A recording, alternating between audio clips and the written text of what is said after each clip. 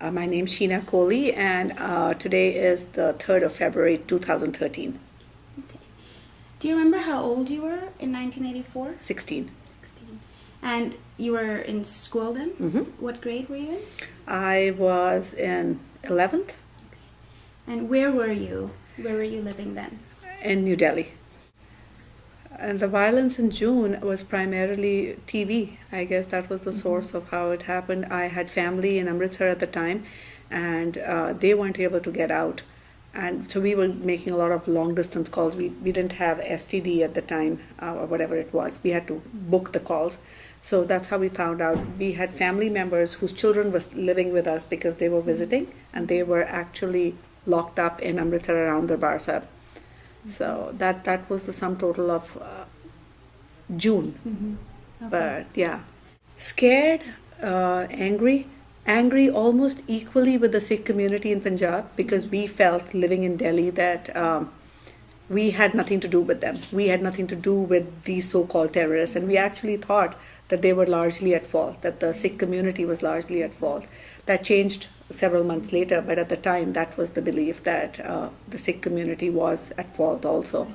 And just everything that happened at the Darbar Sahib, I mean, that was horrifying. So, not good. Right. Not good at all. Right. I remember November 84 very vividly, because I actually remember that I'd finished school and then I had a cooking class. My cousin and I went to a cooking class in South Extension, and the first news of Indira Gandhi passing away or having been killed happened there. We finished the class and we came out, and I remember I started crying because I thought she was this great heroic figure for us. And my cousin was telling me, no, you can't cry. Less than 30 minutes later, we heard about the first killing in Safdarjung, the first tire that was hung around a Sikh man's head. Mm-hmm. And at that point, I remember that our driver wasn't able to come to get us, and we were scrambling to get an auto, couldn't find an auto, and this panic situation that, is my dad okay, is my brother okay? Everything shifted in 30, 40 minutes from what's happened to her to what's happening to us. Mm-hmm. And then coming home, and just a nightmare that pretty much started. Mm-hmm. Yeah. Well, we had a large joint family.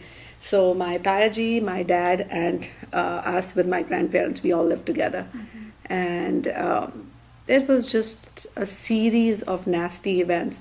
In our house, anybody, I think I've mentioned this before,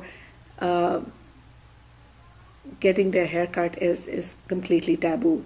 And my cousin, my first cousin, my Tayaji's son, chose, I don't know if it was that evening or the following evening, he chose to go and get his hair cut. Mm-hmm. Devastating. So it was just a culmination. Everything, one of your questions there that I was reading talked about if you've lost any family members. Mm-hmm. We had stories of family members. We had stories coming in left, right, and center. Mm-hmm. It was just every day, every hour was just getting worse. Mm-hmm. It was just horrifying. I mean, there was no end to what we were hearing. Mm-hmm. Every phone call, every piece of news was just more that has happened, more along the lines of family members, distant relatives, friends. Mm-hmm. And I think, to me, what was even harder was growing up in Delhi as I did.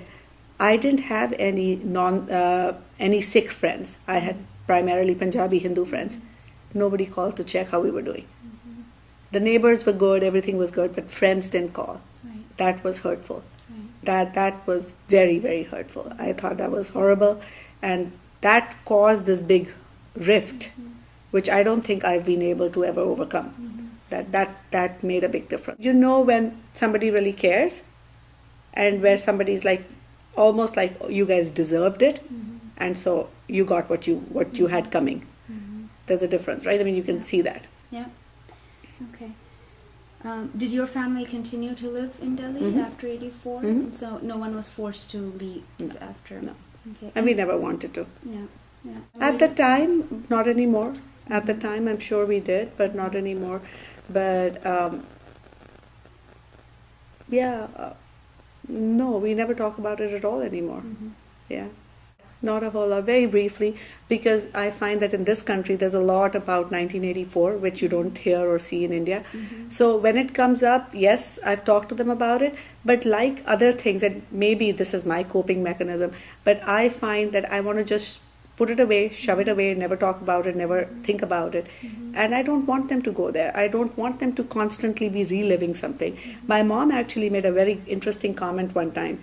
They left, I think she was born in 1947. She was born in 1947. She has no recollection of partition, right? But she talks about it and she says that her family rebuilt a life for themselves after Pakistan happened. They moved on. They didn't hold on to 1947. And she felt that as Sikhs, we are holding on to 1984.